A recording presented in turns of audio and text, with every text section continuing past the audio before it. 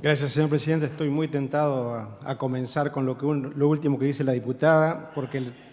la verdad que la frase dice en un momento donde toda la oposición no estaba sentada, sonó un poquito raro. Yo voy a apoyar la iniciativa por dos motivos. Uno que es instrumental, pero también que es de fondo,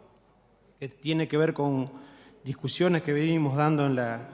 las comisiones respecto a las iniciativas y a ver cómo las iniciativas se ponen de alguna forma en consideración de las iniciativas que un nuevo gobierno, al asumir, quiere implementar. Esto lo hemos debatido en muchas de las iniciativas y al momento del debate de este programa se dio el espacio y el tiempo necesario como para que participe el Ministerio y el Ministro, que tan gentilmente de Desarrollo Social asistió a esta Cámara y pudimos debatir con él cuestiones que rozaron en algunos aspectos conceptuales y otros también de implementación. Y uno puede leer también ahí a partir de las opiniones que obviamente hay matices, hay enfoques particulares, pero hay una línea de continuidad que tiene que ver con resolver un problema que tenemos como país, que tiene que ver con la inmensidad de las desigualdades y que creo que estuvo de manifiesto en todo el diálogo. Luego hubo una instancia de trabajar en forma conjunta en un proyecto superador y bueno, llegamos a esta etapa donde algunas cosas se han modificado y otras podemos tener algunas diferencias puntuales, algunos artículos, pero yo creo que eso hace también a los matices de la gestión. El programa tiene una amplitud en cómo está formulado que cada gestión también puede interpretar y llevar adelante y modificarlo incluso, porque creo que ese es un poco el sentido de la gestión. Pero reafirmo lo que en ese momento dije, que hace ya un tiempo atrás, que es una de las características de nuestro sistema también la falta de institucionalidad de muchas de las políticas. Y aquí estamos dando ese paso, la posibilidad de transformar en ley algo que todos consideramos positivo, porque estamos hablando de la inclusión social, porque estamos hablando de un segmento altamente que está en situación de vulnerabilidad muy alta y que a partir de este programa también se disponen de recursos que todos entendemos que tienen que crecer, porque por supuesto que también fueron atendidas las opiniones respecto al funcionamiento del programa y que creo que también está en la oportunidad y la posibilidad de la actual gestión de modificarlo. Por lo tanto, desde el punto de vista instrumental, me parece que se han dado todos los pasos necesarios como para también como poder independiente, el legislativo, avanzar en una normativa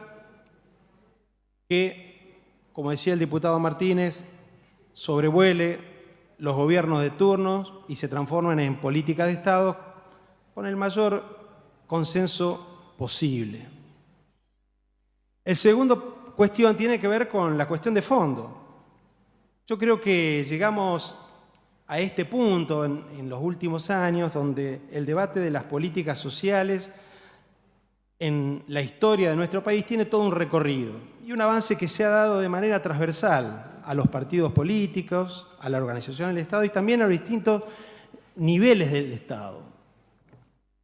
Todos reconocemos que hubo un primer tiempo fundacional desde los principios del siglo XX hasta la década del 70, caída del Estado del Bienestar, crisis del petróleo, etc., donde se dio el andamiaje de todo el sistema de protección social de nuestro país y donde a partir de ese momento comienza fundamentalmente en la década del 80 y se postergó y se profundiza en la década del 90 una mirada muy atada al consenso de Washington, que si bien el consenso de Washington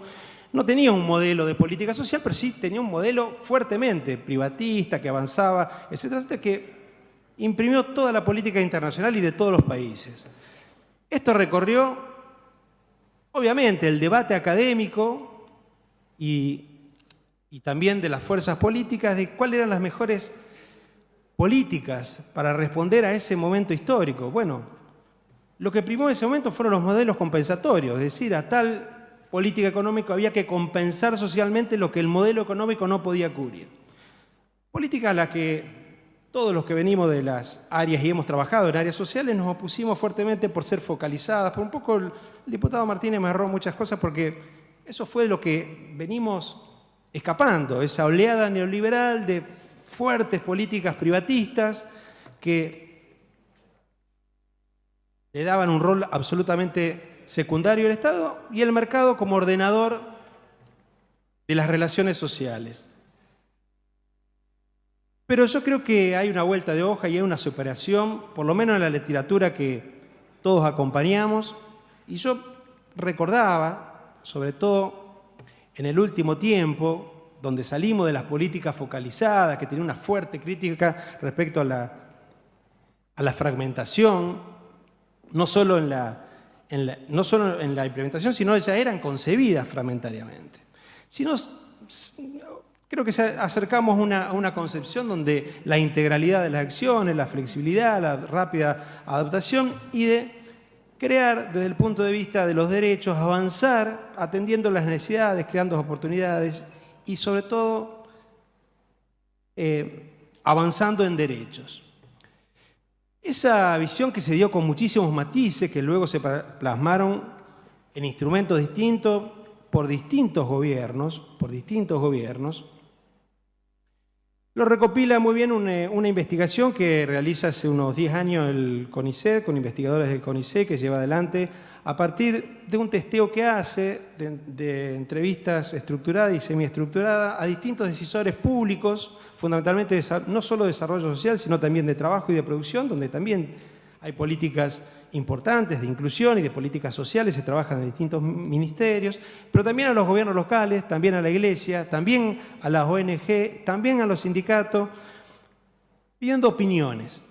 Y ahí establecieron las visiones dentro de este nuevo paradigma que ya, porque uno dice el 90, pero creo que hemos entrado en otra fase y dentro de esa nueva fase donde todos reconocemos que el Estado tiene que tener un rol importante porque las desigualdades tienen características estructurales, es decir, todo nuestro sistema de protección se armó alrededor del empleo y todo el sistema de universalidad tuvo alrededor de eso, como la educación, la salud, toda la seguridad social, etc. Pero bueno, hoy llegamos a situaciones bastante escandalosas donde la informalidad prácticamente sabemos que es estructural y la posibilidad del trabajo es una cosa deseable pero también muy remota. Por lo tanto, las visiones dentro del mismo paradigma también difieren. Dentro del mismo paradigma de presencia del Estado, de actuar fundamentalmente en estos grupos, de salir adelante. Y bueno, recuperando estas miradas, establece, no me voy a extender porque si no sería muy largo, pero básicamente con algunas diferencias que yo creo que están planteadas también en este programa.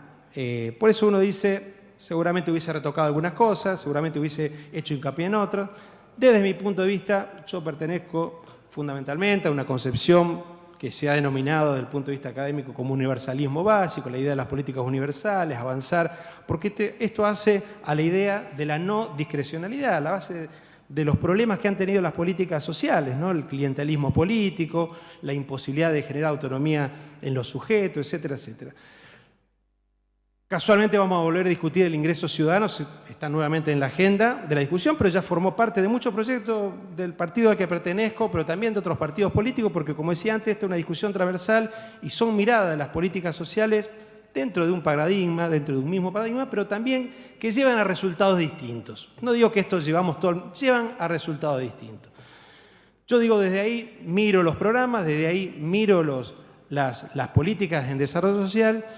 Por eso yo creo que más en este momento donde también, como decía, lo estoy citando demasiado al diputado Martínez, pero como decía el diputado Martínez, en un momento muy difícil, previo a la pandemia y posterior a la pandemia, que nos va a dejar como cerca, mis datos son cerca, según a quien lee, por supuesto que el Observatorio de la UCA, pero también cerca del 50%, o sea, 1 cada 2 argentinos va a estar en situación de pobreza.